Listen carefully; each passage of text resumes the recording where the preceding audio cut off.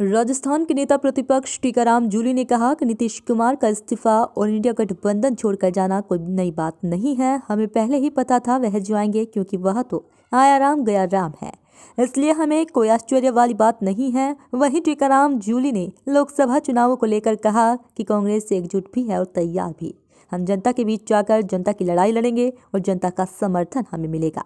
टीकाराम जूली ने टोंक में राहुल गांधी की न्याय यात्रा, सचिन पायलट की लोकसभा चुनावों में राजस्थान में भूमिका, राम मंदिर और कांग्रेस की गुटबाजी सहित कई महत्वपूर्ण मुद्दों पर मीडिया से बात भी की। राजस्थान में नेता प्रतिपक्ष टीकाराम जूली रविवार को जयपुर से बूंदी जाते समय जब टोंक रुके तो मीडिया से बात करते हुए उन्होंने लोकसभा चुनावों को लेकर कहा कि इस बार हम तैयार हैं पूरी तरह से, क्योंकि विधानसभा चुनावों में भले ही हमारी 70 सीटें आई हो और सरकार हमारी ना बनी हो, लेकिन हमारा वोट प्रतिशत बड़ा है। वहीं बिहार के मुख्यमंत्री नीतीश कुमार के इस्तीफा देने और इंडिया गठबंधन छोड़ने के सवाल पर टीकाराम जूली ने कांग्रेस अध्यक्ष मल्लिकार्जुन खड़गे वाला बयान दोहराते हुए कहा कि हमें पहले ही पता था वह जाएंगे। जूली ने नीतीश कुमार को आया राम और गया राम बताया तो राहुल गांधी की न्याय यात्रा को सफल बताया और कहा कि असम में भाजपा कार्यकर्ता यात्रा रोकते हैं। वहीं राम मंदिर पर भाजपा पर हमला बोलते हुए उन्होंने कहा कि भाजपा धर्म की राजनीति करती है और वोट के लिए ओछे हथकंडे अपनाती है, जो कि गलत है।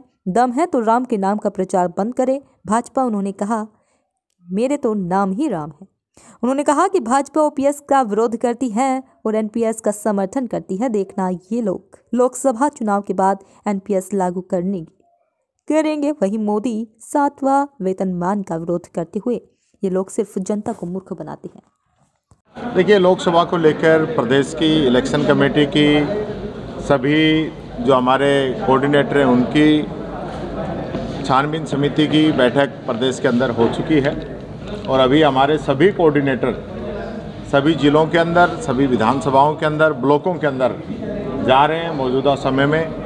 और यही नहीं, हमारे प्रदेश प्रभारी रंधावा साहब, डोटासरा जी और मैं, हम तीनों लोग मिलके 1 तारीख से 7 जिलों के अंदर वहीं पे जाएंगे, जिसमें 1 तारीख को गंगानगर, 2 तारीख को बीकानेर, 3 तारीख को बाड़मेर, 4 को चूरू, 5 को सीकर, 6 को झुंझुनू और 7 को जयपुर ग्रामीण लोकसभा क्षेत्रों की मीटिंग हम वहाँ पे जाके कार्यकर्ताओं से लेंगे और कार्यकर्ताओं से 1-to-1 संवाद करेंगे।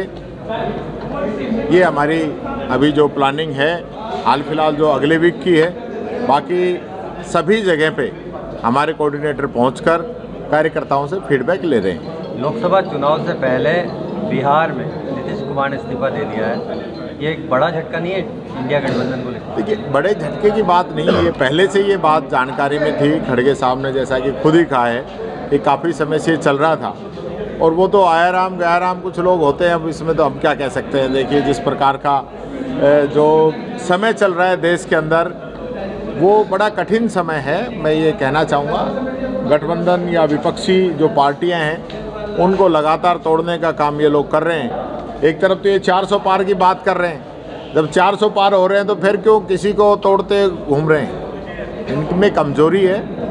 ये जो सारा जो हुआ जो बना रखा है वो कुछ नहीं है। अब की बार जो इंडिया गठबंधन की सरकार देश के अंदर बनेगी, पूरे देश की जनता ने ये तय कर लिया है। राहुल गांधी की जो यात्रा है, नमस्कार को लेकर कांग्रेस का क्या स्टैंड है?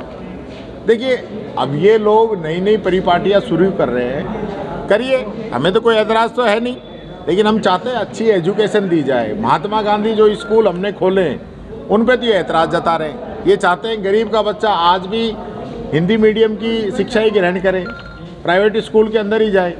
ये इन लोगों की नीति है। क्या कांग्रेस के खिलाफ नहीं है सूर्य नमस्कार के आदेश के खिलाफ? देखिए, सूर्य नमस्कार जो है ये कराना चाह रहे हैं, कराइए, तो इसके खिलाफ की क्या बात होगी? कांग्रेस कार्यकाल में कुछ नहीं कराया गया, आपने कहा अच्छा है। कांग्रेस का वोट बैंक माइनॉरिटी है, माइनॉरिटी में सूर्य नमस्कार करना कोई जरूरी नहीं है, तो माइनॉरिटी की भावनाओं का आपके कार्यकाल में, कांग्रेस के कार्यकाल में देखिए, मेरी बात सुनिए। ये माइनॉरिटी भी ये चीज़ समझ रही है, हम भी समझ रहे हैं, दलित भी समझ रहा है, पिछड़ा भी समझ रहा है, सब लोग समझ रहे हैं क्या देश के अंदर किस प्रकार से ये लोग सिर्फ जाति और धर्म के आधार पर राजनीति कर रहे हैं। ये आप सब लोग जान रहे हैं। देखिए, जलदाय मंत्री कन्हैयालाल चौधरी का कहना है कि कांग्रेस सरकार में कई सारे घोटाले हुए हैं, चाहे फिर वो जल जीवन मिशन हो, उसको लेकर आप किस तरह से काउंटर करें? भाई जल जीवन मिशन को लेकर काफ़ी समय से ईडी और ये सब लोग लग रही एजेंसियां इनकी, तो घोटाले उजागर क्यों नहीं कर रहे हैं लोग? आप एक तरफ कांग्रेस शासन पे घोटाले बता रहे हो और दूसरी तरफ आपकी केंद्र के अंदर सरकार है, आप रोज़ाना छापे भी मार रहे हो, तो उसमें आपको क्या मिला आप बताइए। आपने डोटासरा जी के छापा मारा, आपने धर्मेंद्र राठौड़ के छापा मारा, आपने राजीव अरोड़ा जी के छापा मारा, आपने महेश जोशी जी के छापा मारा, तो आप कुछ बताइए तो सही इनमें क्या निकला है, जनता के सामने बात आनी चाहिए। कांग्रेस नेता आर तिवारी का कहना है कि कांग्रेस को जो हार मिली है विधानसभा चुनाव में, वो कांग्रेस में शामिल जो जयचंद हैं उनकी वजह से हार मिली। कौन वो लोग हैं जयचंद? वो तो आर तिवारी जी बताएंगे, लेकिन मैं ज़रूर कहना चाहूँगा कांग्रेस बहुत मजबूत पार्टी है और कांग्रेस का कार्यकर्ता, कांग्रेस का वोटर हर बूथ के ऊपर है। कहीं ना कहीं कुछ लोग कई बार हम में से गलती करते हैं, गड़बड़ करते हैं, जिसका खामियाजा हमारे कैंडिडेटों को उठाना पड़ता है। ऐसे लोगों को चिन्हित करके पार्टी से बाहर निकाला जाना चाहिए, इस बात पे भी हम जरूर ध्यान दें। इंडिया गठबंधन जो है, इंडिया गठबंधन, असम में राहुल गांधी का विरोध होता है न्याय यात्रा का, अब वो विरोध बंगाल में हो रहा है। क्या इंडिया गठबंधन लोकसभा चुनाव तक पूरी तरह सुरक्षित रह पाएगा? देखिए, आसाम के अंदर जिस प्रकार के हालात वहाँ की बीजेपी सरकार पैदा कर रही है, जनता का विरोध नहीं है। राहुल गांधी जी कन्याकुमारी से पैदल चल के 4,500 किलोमीटर वहाँ कश्मीर के अंदर पहुँच गए और बंगाल में कहीं भी विरोध नहीं हुआ, कहीं भी विरोध नहीं हुआ। आज मणिपुर से जब यात्रा, आप बात सुनिए पूरी, मणिपुर में जो यात्रा शुरू हुई है, विरोध कौन कर रहा है? आसाम में विरोध कौन कर रहा है?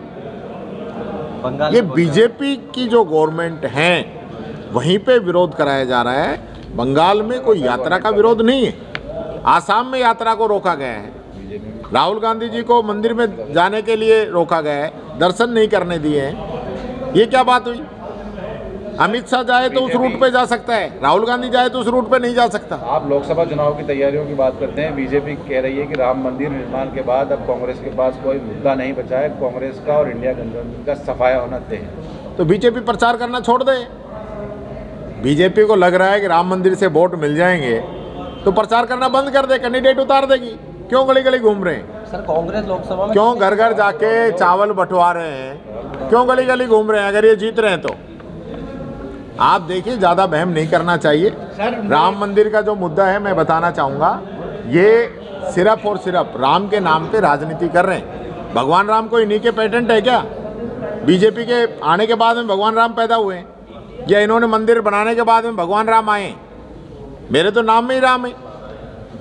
सबरी के भी राम है, निषाद के भी राम है, हर आदमी के राम है, जो मानते हैं उन सब के राम है। सचिन पायलट साहब की क्या भूमिका रहने वाली है लोकसभा? सचिन पायलट जी हमारी पार्टी के नेता है हमारे, उनकी कैसे नहीं रहेगी उनकी भूमिका? क्या मतभेद सारे भुला दिए गए हैं एक साथ? कोई कांग्रेस मतभेद कहाँ है? मतभेद कहाँ है? सब लोग मिलके चुनाव लड़े हैं, सब लोग मिलके काम कर रहे हैं। पायलट साहब आज छत्तीसगढ़ के अंदर काम कर रहे हैं, उनको महासचिव बनाया गया है कांग्रेस पार्टी का, इतना बड़ा पद दिया गया है। जरूरत है ज़्यादा पायलट साहब की या छत्तीसगढ़ में?